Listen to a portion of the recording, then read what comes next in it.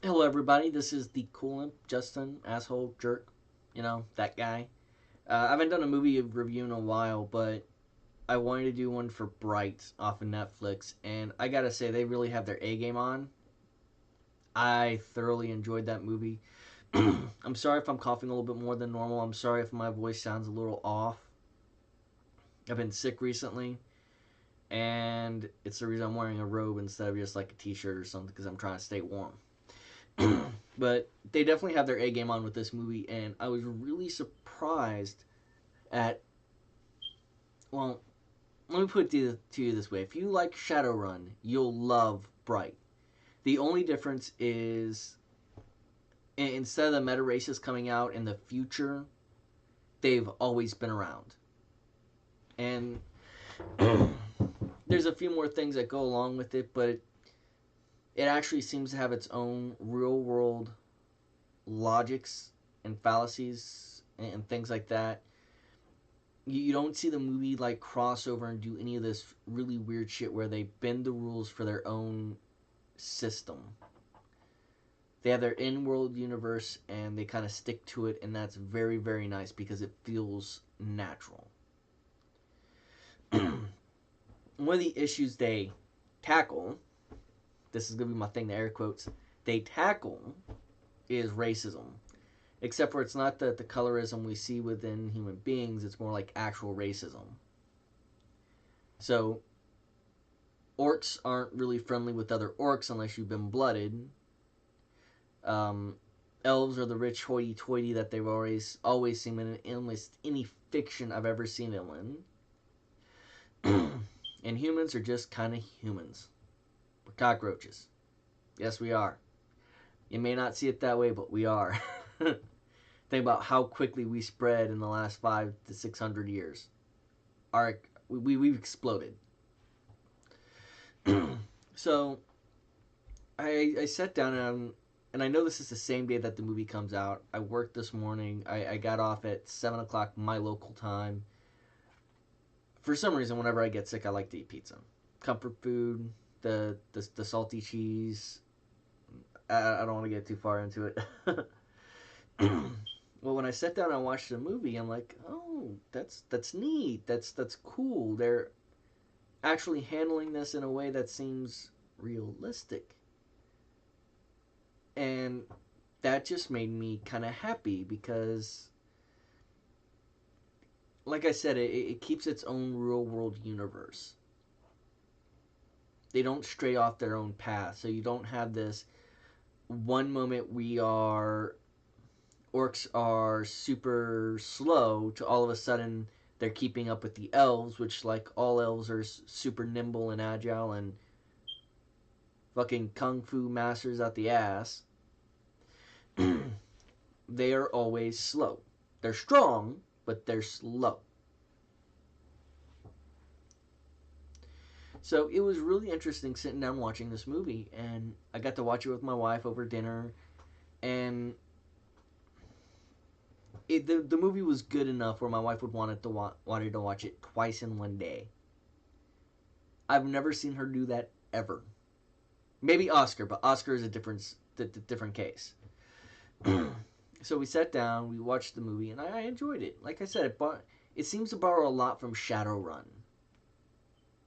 because you do have orcs as, although in like Shadowrun where there's a lot of orcs in the Lone Star and PMCs and things like that, there's the first Orcus officer is what they kind of focus on. So you don't know if there's more. You just know about the one in the LAPD. So who knows? Might be more there. And they actually deal with the conflicts of having that officer. And this isn't really big of a spoiler, but I'm going to say it anyways. In the first 2 minutes of the movie, Will Smith gets shot in the chest, while his partner, the orcish officer, is getting a burrito, and the bad guy gets away. So you kind of get where they're building up this tension between the two characters right from the very start. and it's not even that hidden. It's like right out there and in the open, and they resolve it in a very stereotypical way, but it's enjoyable. Like when I asked the question of can something be predictable and fun, this is one of those cases. And actually, this is going to be my go-to case. the the setup and the plot are very easy to follow, so even a kid can get into it. It parallels some of the real world shit going down now, like Black Lives Matter, and I'm not gonna get in that. That's off over there. If you've seen the commercial for it, it's Fair Lives Don't Matter Today, and he swats down the ferry. And I think it does a really good job. It addresses the issue a lot better than a lot of other movies that try to tackle it. Because, okay, so in real world, you can't blame someone else for an issue. Meaning, most people fall under the belief that if you apologize for a transgression, you are automatically forgiven for the transgression. In the movie, they talk about how the orcs backed the Dark Lord. It never gets more descriptive than that, by the way. So they back the Dark Lord loses. Of course, always does. And because of that, for the next 2,000 years, they're basically shat on. And it was something that was really interesting to see them do it that way, because there's no one else's fault besides the orcs' fault for backing them.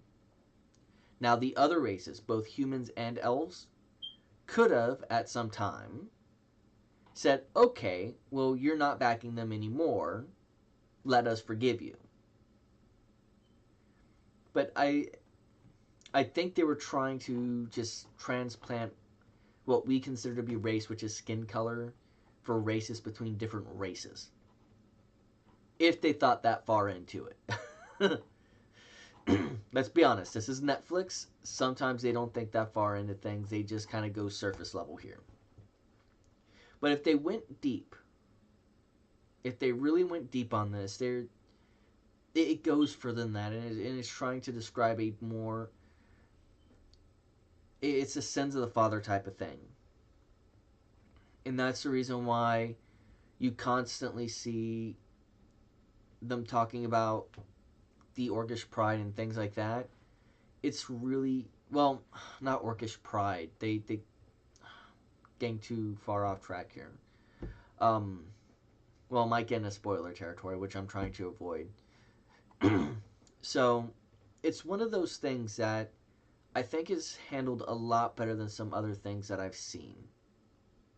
In my review of Get Out, and I forget if I actually mentioned it or not, I mentioned how all they did was Jordan Peele, all he did was take sexism for the 1930s and 40s, when I forget when Stepford Wives was made. All I know is about the 1990s or early 2000s version, and replace it with skin color.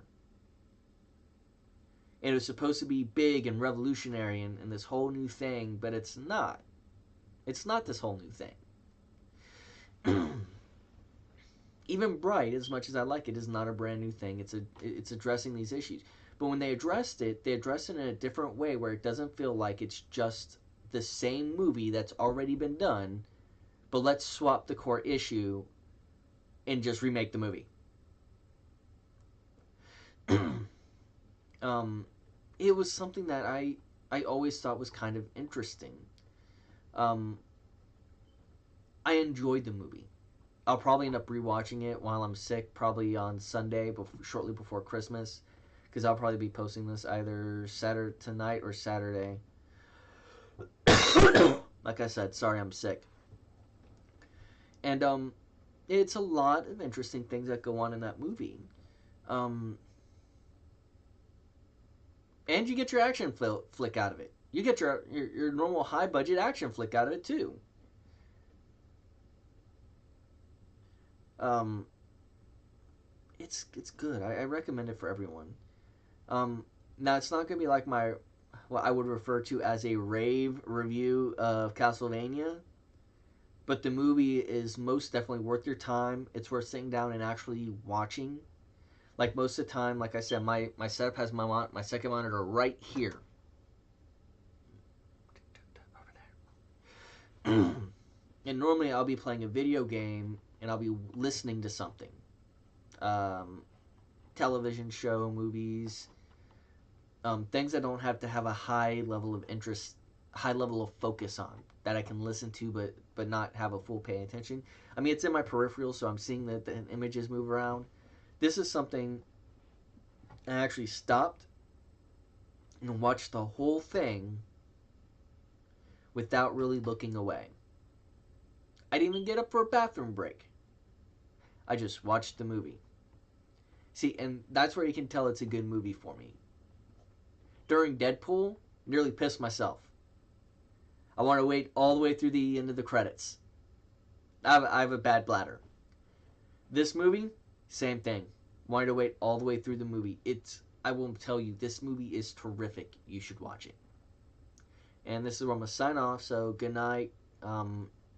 This will probably be my last video before Christmas. San Antonio After Dark should be resuming on, let me see, the 29th is when San Antonio After Dark should be returning. Like I said, I'm feeling a little sick, and I didn't want to talk too much tonight.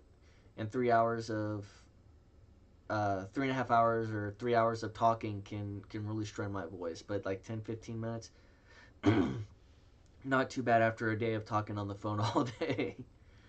So you guys have a safe and Merry Christmas, Happy New Year if I don't post anything before then.